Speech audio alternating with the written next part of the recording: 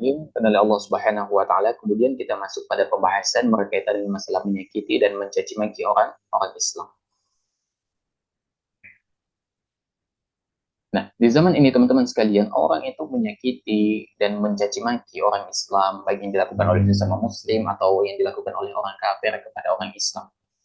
Itu di zaman ini mereka mencaci maki tidak lagi secara konvensional, tidak lagi secara langsung.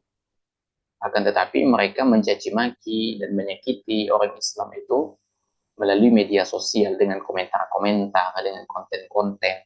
Itu yang mereka lakukan. Ya.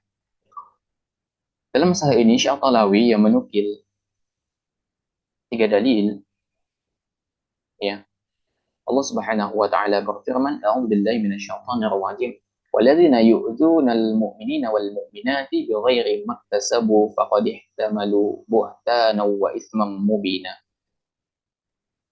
Kata Allah Subhanahu wa taala, ya, dan orang-orang yang menyakiti orang-orang mukmin dan mukminat tanpa kesalahan yang mereka perbuat, maka sesungguhnya mereka telah memikul kebohongan dan dosa yang nyata. Ini Al-Ahzab ayat 58. Para jemaah yang oleh Allah Subhanahu wa taala. Ya. Jadi orang yang menyakiti seorang mukmin, ya, dan mukminat tanpa kesalahan, tanpa hak, ya, maka dan bukan juga kisos, ya, maka mereka telah memikul kebohongan dan dosa yang nyata, kata Allah Subhanahu wa taala. Ya. Kemudian hadis Nabi Shallallahu alaihi wasallam, Nabi Shallallahu alaihi wasallam bersabda, "Inna syarran nasi 'indallahi manzilatan yaumil qiyamati man tarakahun nasu tiqa'a syarrihu." Kata Nabi SAW, sesungguhnya manusia yang paling buruk kedudukannya di sisi Allah pada hari kiamat adalah orang yang ditinggalkan manusia karena menghindari keburukan. Ini diriwayatkan Al-Bukhari. Jadi kalau misalnya kita berperilaku buruk, siapa yang suka kepada kita? Enggak ada.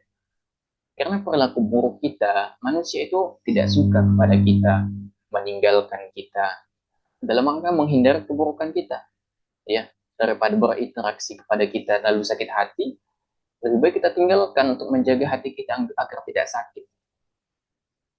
Oleh karena itu, ya, jangan sampai kita di dunia dibenci oleh manusia karena perilaku buruk kita, ya, perilaku buruk, ya, karena nanti pada hari kiamat juga kita akan dicap sebagai manusia yang paling buruk karena perilaku buruk kita di dunia, di mana manusia menghindari kita dalam rangka menghindari keburukan kita.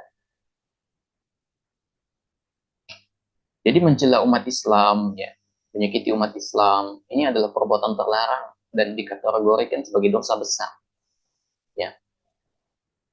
Dan juga mencela orang yang sudah mati, itu juga tidak diperbolehkan. Mencela seorang Muslim yang sudah meninggal pun itu tidak diperbolehkan, ya. Apa kata Nabi SAW? La tasubbul amwata fa innahum qad afdau ila ma qadamu. Janganlah kalian mencela orang yang sudah mati karena mereka telah menuai apa yang sudah mereka perbuat. Ini diriwayatkan oleh Al-Bukhari.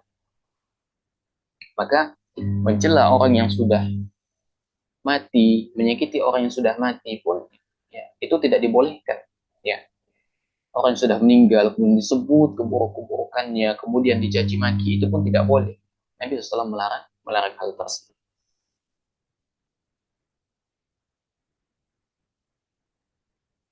Kemudian hal senada disebutkan Ibnu Nahas dalam kitabnya Tanbihul Ghafil. Beliau mengatakan, mencela mayit untuk sebuah maslahat, seperti mencela pelaku ahli bid'ah karena perbuatan bid'ahnya, agar orang lain berhati-hati dan tidak mengikuti bid'ahnya, adalah boleh. Sedangkan mencela mayit tanpa alasan adalah haram. Ya. Jadi di sini kita mengingatkan orang, ya, akan kebid'ahan yang pernah dilakukan oleh si fulan yang sudah meninggal. Ya. Namun sedangkan mencela mayat, ya, orang yang sudah meninggal tanpa alasan yang dibenarkan adalah haram, kata kata beliau. Nah, para jemaah makan oleh Allah Subhanahu wa taala itu adalah Tiga dalil yang dinukilkan oleh Syekh Pahlawi dalam masalah ini. Rasulullah SAW juga bersabda, "Hasbi mri'in minasyarri an yahkira akhahul muslim." Seorang itu cukup berbuat keburukan jika dia merendahkan saudaranya sesama muslim. Ini artinya muslim. Jadi seseorang itu berbuat keburukan apabila dia merendahkan saudaranya sesama muslim.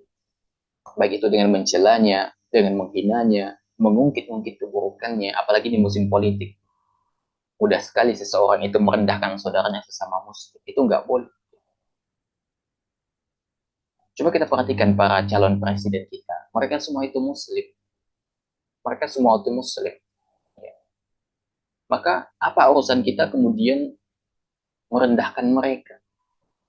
Sehingga ya hak-hak mereka kemudian kepada sesama muslim menjadi kita rusak. Ya. Kemudian kita menodai kehormatannya, merusak kehormatannya. Ya. Kita mengeneralisasi orang untuk membencinya, nggak boleh seperti itu. Sedangkan mereka adalah muslim, semua muslim. Sehingga kita tidak boleh kemudian ya merendahkannya, melecehkan kehormatannya, mengganggunya. Nggak boleh. Mereka muslim dan mereka punya hak sebagaimana muslim lainnya. Oleh karena itu ya, kita tidak boleh. Kita nggak suka dengan seseorang, kemudian kita rendahkan. Itu nggak boleh. Lantas ketidaksukaan kita. Ya. Karena kita suka atau tidak suka itu bukan barometer kebaikan. Itu bukan barometer kebaikan. Tetapi barometer kebaikan adalah apa yang disampaikan oleh Allah dan Rasul. Kita tidak suka dengan orang itu, ya udah dia. Tidak usah diungkapkan, tidak usah mengajak-ngajak orang lain. Hati antum yang sakit, nggak usah mengajak orang lain, nggak usah narik-narik orang lain agar hatinya sakit juga. Hati antum saja yang sakit dan berusaha untuk mengobati hal itu. Dan ingatlah, apa yang antum lakukan itu akan dipertanggungjawabkan semuanya di hadapan Allah Subhanahu wa taala. Oleh karena itu, sebagai seorang muslim dan kita menjaga hak-hak saudara kita. Siapapun mereka. Mereka punya hak sebagaimana muslim lainnya untuk dihormati, untuk dihargai, dijaga kehormatannya, dijaga hartanya, dijaga darahnya. Mereka punya hak. Dan jangan pernah kita kemudian merusak hak itu karena nafsu kita, hawa nafsu kita yang ingin kita puaskan. Ya. Wallahu a'lam bishawab. Ya, semoga Allah Subhanahu wa taala menjaga kita dari berbagai keburukan, di mana keburukan pasti akan menghantarkan kita kepada kebinasaan. Yang benar datangnya dari Allah Subhanahu wa taala, yang keliru datangnya dari anak pribadi. Allah dan Rasulnya tentu terlepas dari kekeliruan itu. Wassalamualaikum warahmatullahi wabarakatuh. Walhamdulillah rabbil alamin. Subhanakallahumma bihamdika asyhadu an la ilaha illa anta astaghfiruka wa atubu ilaik. Alhamdulillah rabbil alamin. Wassalamualaikum warahmatullahi wabarakatuh.